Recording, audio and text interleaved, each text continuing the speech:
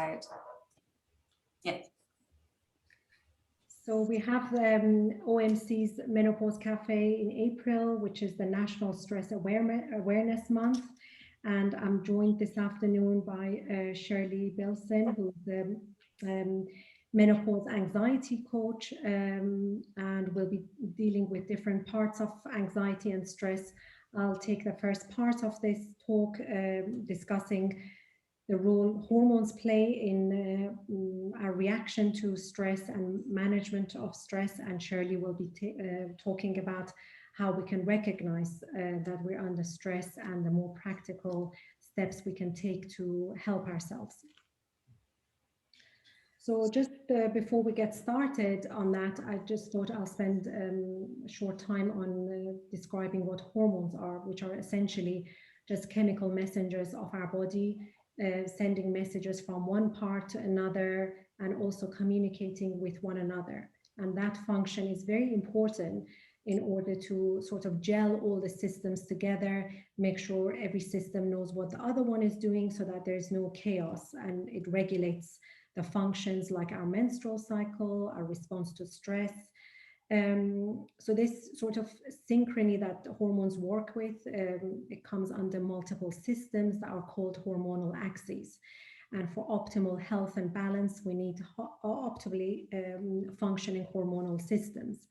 There are multiple different systems, but when we're in this talk dealing with anxiety and stress, the one that is significant is the HPA axis, and HPA stands for hypothalamic pituitary adrenal, and it's basically our body's alarm system.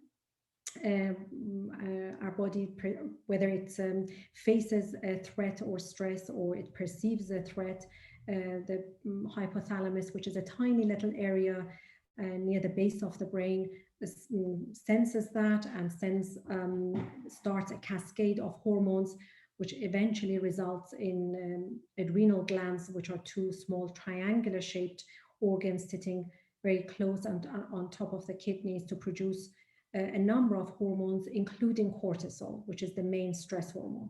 And this reaction that our body has to stress or threat is extremely important, because it results in our body being prepared to face or to run away from the situation.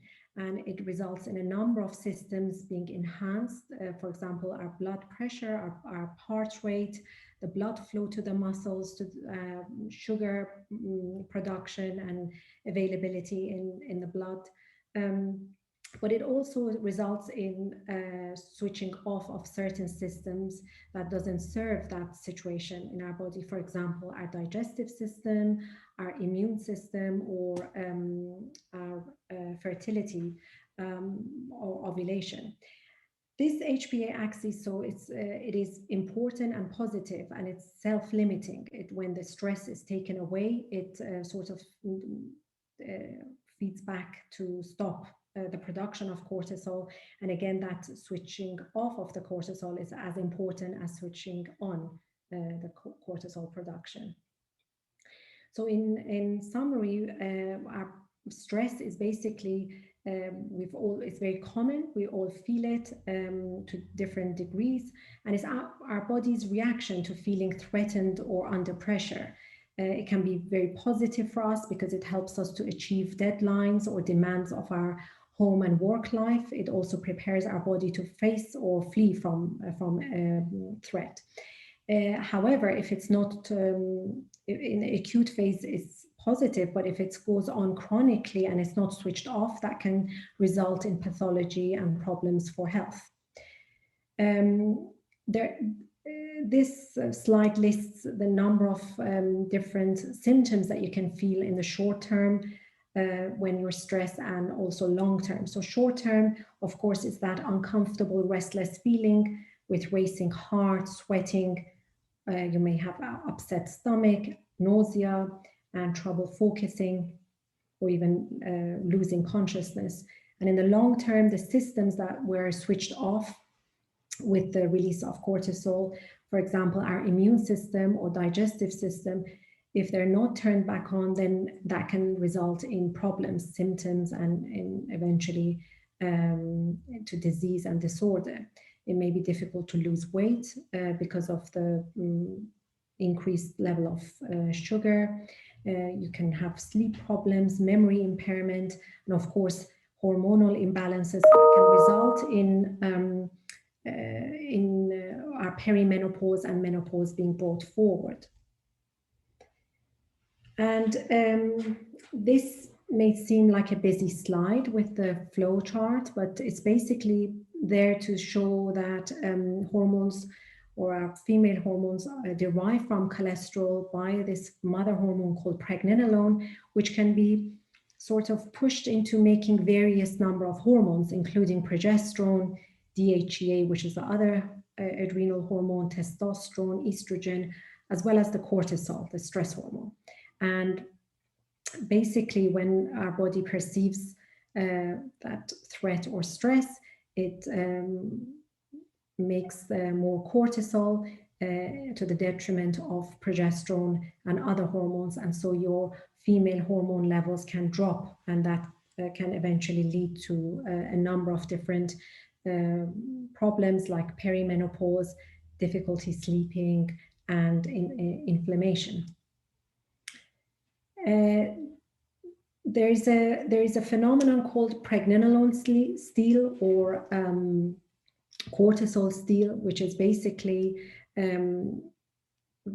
functional medical colleagues use it to explain how in the presence of stress, pregnenolone, which is the mother hormone, is pushed into producing cortisol. And if you have high cortisol, low progesterone level, that's the high stress environment, and at low stress, the balance is tipped more towards the progesterone. So if you have higher progesterone production and lower cortisol, that's when your stress levels are lower. So on that note, I'm going to hand you over to Shirley, who will tell us more about stress. Thank you, Laila. So the things I want to share with you are things that you can look out for when you're perhaps wondering, is this menopause, is this anxiety, and you're not quite sure. And the key element to think about here is that you begin to notice things that are not typical for you. And, you know, that would obviously include feeling anxious for no particular reason, just randomly feeling anxious. You can't connect it to anything specific, you just feel it. Feeling uncharacteristically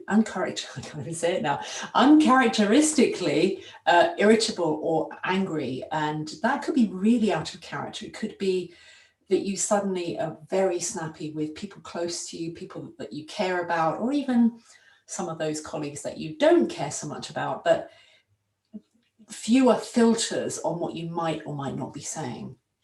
And that can feel deeply uncomfortable.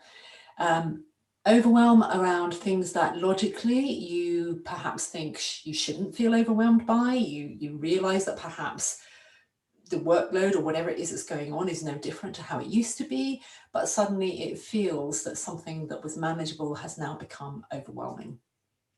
And one of the key features of when you are really moving into what I call deep anxiety territory is when you start experiencing a downward vortex of thinking that relates to worrying about what happened in the past, or worrying about what might or might not happen in the future, to the extent that you spend more time worrying about those things from the past or things in the future than you are really thinking about what you're doing in this moment, which obviously doesn't help when it comes to things like concentration and focus.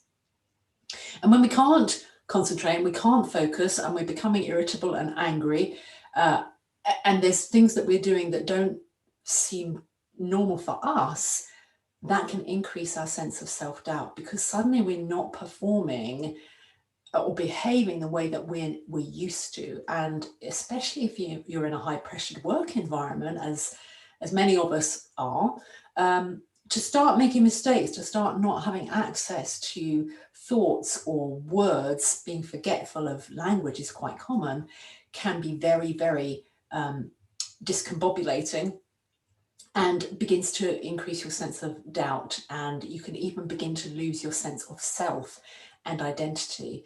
And when you're really deep in, you probably start or potentially start avoiding social situations, turning down things that you would have said yes to before, you know, a coffee or, you know, a small gathering. You just don't want to socialize anymore. And you can become easily moved to tears.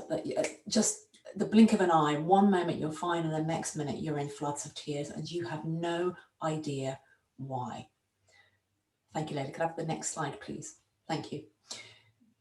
So with all this going on, and I want to emphasize that those things don't necessarily happen in isolation. They don't happen suddenly. They don't suddenly appear the minute menopause appears. There can be a progressive and gradual creeping of those symptoms.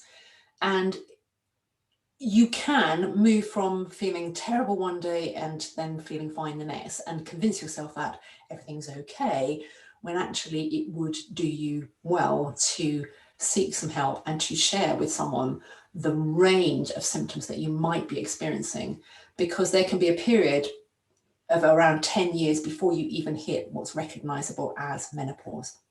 But there are some simple steps you can take to feel like you have a little control over some of these symptoms. And cold showers are really the best self-help solution I can think of, or cold water swimming, for what you might obviously interpret as anxiety. So perhaps you have palpitations, you have what you think of as anxiety. But even if you find that you're just worrying a lot, mood swings, those are also symptoms of high levels of stress and anxiety. And the cold shower can shock your system, your HPA axis, if you like, into a state of momentary panic, which does sound completely counterintuitive to push it further along the spectrum. But the fact that you step out of the shower encourages your entire system to momentarily calm down and reset to a normal state where you can function more efficiently and effectively and become a little more recognizable as the person you know yourself to be. So I highly recommend that. It may sound extreme and you might not like it and you won't like it, but it can be very powerful and really help you get through some of the worst days. And many people talk about the benefits of meditation and yoga, and sometimes we resist it, we think it's difficult, but there are elements of both that contribute to supporting you in producing serotonin, which is another hormone, and 80% of serotonin was traditionally produced by your estrogen, which you no longer have, but it is not the only source of serotonin. Serotonin helps you remain calm and happy and coping, and both meditation and yoga can support you in that. So there's not only one route to find the support that your body can naturally give you to help you feel more in control. And the final piece of advice I'll share with you that I think is helpful is that when we become overwhelmed and chronically stressed and anxious and experiencing any one or number of the kinds of symptoms that both I and Laila have shared with you, you can get trapped into a sense of knowing what you don't want to be feeling, what you don't want to be experiencing. And whilst it can be quite challenging to think about what you want, because that can seem like a distant fantasy, if you start very small with thinking every time a thought occurs about, I don't want to feel this tired, I don't want to feel this forgetful, I don't want to feel like I have dementia, which is something I, and I know many others, sometimes feel, challenge yourself with a small question. What do I want instead? And the answer may be, I want to feel happy and coping and well. And just answering that question helps provide the fuel, if you like, that your brain requires to start creating positive neural pathways in your brain that will support you to come out the other side. So there's more than one way to get yourself back into equilibrium. And there's no one size fits all total solution that solves everything, but you can come into this circle of what causes anxiety and what can move you past it at any point. So thank you, Laila. Last slide, I think. So I mentioned serotonin, and which is the happy, calm coping chemical. And dopamine is our natural motivational chemical that when that's the thing that rewards us when we do something that we feel pleased about. And obviously we like to feel that chemical. But what happens is that when we get locked into this cycle of anxiety, that it can be a little like weight that creeps on, that you don't notice it in the early stages. It's just that one day you metaphorically look in the mirror and you see this person that you don't recognize. You become someone you don't realize you are. It's not familiar to you at all, but little by little it's been creeping up on you, and you've been creating neural pathways that no longer serve you. They're taking you down a path of more anxiety and more discomfort and more mood swings and irritability. And one of the elements, in addition to the shift in your hormone state when you reach menopause, is what I describe as stress synchronicity.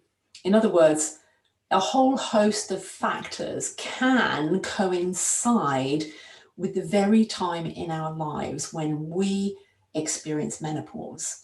We're at an age when potentially we have aging parents, when we start to experience death in members of our family or friends, serious illness in people we know or we're close to, or even young people suddenly going to university, that our children, they need our support. So financially, we can be stressed.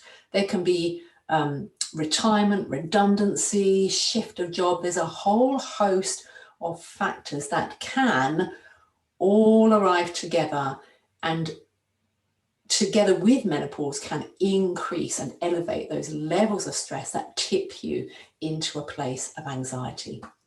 So I didn't mean to be doom and gloom. There are obviously solutions, which is working with Laila, and also looking at the thought processes too. So if you'd like to get in touch with me, those are my details. But thank you, Laila, for sharing your lovely cafe with me. Thank you, Shirley. Very useful tips. Thank you so much.